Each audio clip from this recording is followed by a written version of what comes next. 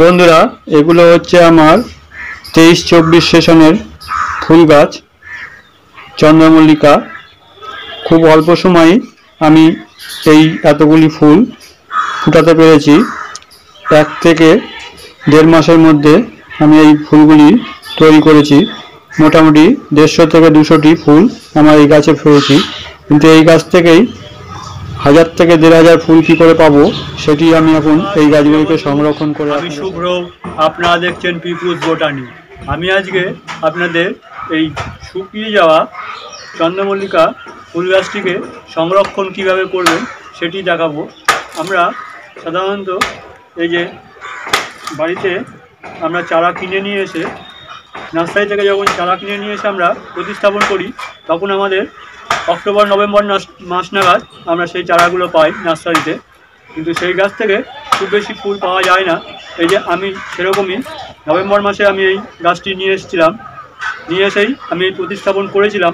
সেখান থেকে আমি মোটামুটি 1-150 মতন ফুল আমি পেয়েছি। এই দেখেন, এই গাছটি থেকে আমি এরকম ফুল পেয়েছিলাম, কিন্তু আমার মোটামুটি 1.5 মাস, 1 মাস 20 দিন এরকম আমি পিঞ্চিং করতে পেরেছি। এর মধ্যে 3 বা 4 বার পিঞ্চিং আমি করে এই ফুলটা পেয়েছি।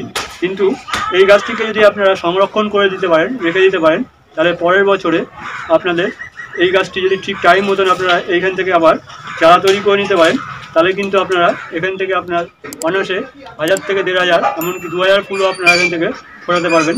তো সেই বিষয়ে আমি আপনাদের পরের বছরে, এটা আমার 23-24 সেশনের ফুল গাছ, আমি 24-25 সেশনের ফুল গাছ কীভাবে আপনারা করবেন সেটি আপনাদের সাথে আমি শেয়ার করব পরে। তা এখন আমি এই গাছগুলিকে, মাদার গাছগুলিকে আমি সংরক্ষণ করে রাখবো পরের বছর আমরা এখান থেকে গাছগুলি পাওয়ার জন্যে। তা এই গাছগুলিকে এখন আমি, এই যে আমাদের গাছগুলি এখন দেখেন ফুলগুলো সব শুকিয়ে যাচ্ছে, এই গাছগুলিকে আমাদের এখন কাটাই ছাটাই করে রেখে দিতে হবে। আর এই দেখেন আমাদের গোড়া থেকে দেখেন কত বেরিয়েছে শাখার, এইগুলো শাখার বেরোচ্ছে। এই শাখারগুলো যদি আমরা এখন কেটে পটে বসিয়ে দিই, তাহলে কিন্তু আমাদের আবার এখান থেকে চারা তৈরি হয়ে যাবে।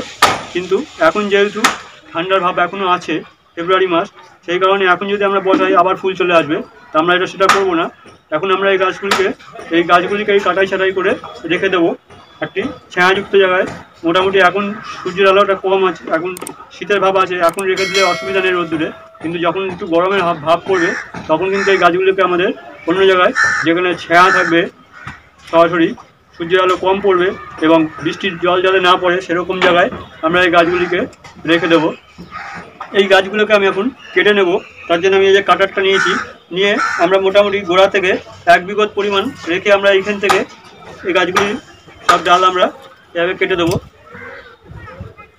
এই যে এরকমভাবে আপনারা ডালগুলো সব কেটে বাদ দিয়ে দেবেন। এখন যদি 2-1 চাপ কুড়ি থাকে, কুড়িগুলো আমরা রাখবো না, নেবো না, কুড়িগুলোও কেটে দেবো। দেখেন এই যে কুড়ি ছিল আমার, এখন কুড়ি রেখে লাভ নেই, সেই জন্য আমি গাছগুলো এখন সবই এরকম রেখে সব কেটে দেবো ডালগুলো। এভাবে বন্ধুরা আপনারা ডালগুলো কেটে দেবেন। বন্ধুরা, এই যদি ভিডিওটি ভালো লাগে তাহলে ভিডিওতে একটি লাইক অবশ্যই দেবেন। লাইক দিলে নতুন ভিডিও করতে আমাদের অনুপ্রেরণা জাগে। এবং চ্যানেলটিকে যদি এখনও সাবস্ক্রাইব না করে থাকেন, তাহলে সাবস্ক্রাইব করে নিজের পরিবারে একজন করে নেবেন। এবং যেসব বন্ধুরা আমার চ্যানেলটিকে সাবস্ক্রাইব করেছেন তাদের অসংখ্য ধন্যবাদ। এভাবে বন্ধুরা আমি সব ডালগুলি কেটে বাদ দিয়ে দেবো। এভাবে ডাল বাদ দিয়ে আমরা এখন গাছটিকে রেখে দেবো।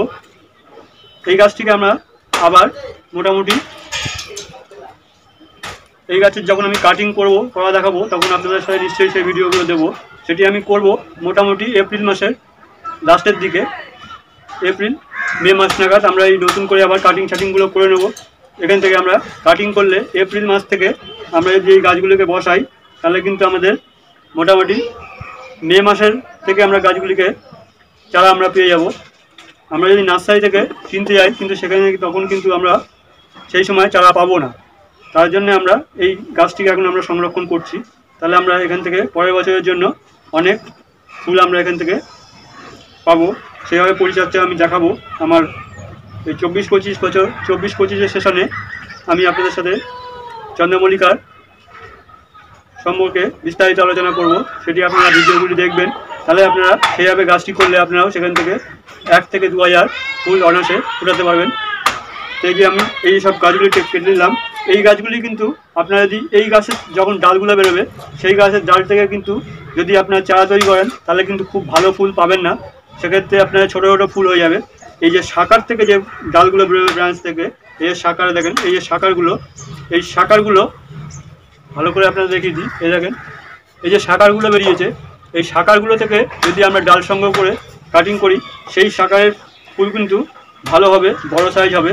আর আমার কাছে যে কটি এবছরের ছাদ বাগানে আমার 4-5টি কালার আমার ছিল, আমার এখন আপনারা যদি আরও বেশি ভ্যারাইটিস কালার যদি আপনারা নিতে চান, এখনই আপনারা যে কোনো নার্সারি থেকে কিছু কালার আপনারা সংগ্রহ করে নেবেন, খুব কম পয়সায় সেই গাছগুলি পেয়ে যাবেন। আমি যেমন দেখেন, এই যে আমার এই বছরের ছাদ বাগানে আমি এই তিনটি কালার আমার ছাদ বাগানে ছিল না, আমি এই 3টি কালার কিন্তু আমি কিনে নিয়ে এসেছি। এখানে একটি সাদা, একটি হলুদ আর একটি হালকা ক্রিম কালার, এই 3টি কালার আমি এরকম কিনে নিয়ে এসেছি। এই গাছগুলিকে আমি রেখে দেবো, পরের বছরে আমার এই গাছগুলিকে আমি এখন মাটিতে বসিয়ে দেবো। এই দেখেন এটার থেকে দেখেন শাখার বেরিয়েছে, শাখার বেরিয়েছে। এই গাছগুলিকে আমি এখন পুঁতে রাখবো মাটিতে, খুব সামান্য পরিচর্যা, এখন গাছে খুব একটা সার ফারের প্রয়োজন নেই। এই গাছগুলিকে এখন রেখে দেবেন, সামান্য শুধু যেরকম পরিমাণে জল দিতে হয় সামান্য মাঝে মাঝে একটু জলটা ঠিক মতন দিলেই হবে, খাবার এখানে কিছু প্রয়োজন নেই। যদি মনে করেন 1 মাস পর পর একটুখানি খোল পচা জলটা দিতে পারেন, না দিলেও কোনো প্রবলেম নেই। এইভাবে আমরা গাছটিকে রেখে দেবো একটু ছায়াযুক্ত জায়গায়, তাহলে আমাদের গাছগুলো ভালো থাকবে এবং বৃষ্টির জল যেন না পড়ে সেটি আমাদের খেয়াল রাখতে হবে।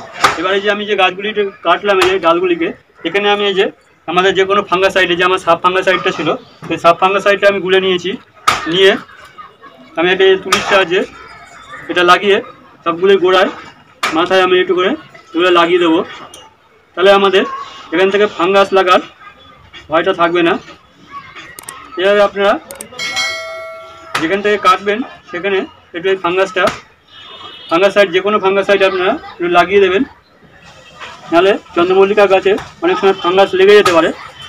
এটি করে নেবেন, যখনই গাছের ডাল কাটবেন তখনই এইভাবে ফাঙ্গাসাইডটা দিয়ে দেবেন, তাহলে আমাদের ছত্রাক ফাঙ্গাস লাগার প্রবণতাটা অনেকটা কমে যাবে।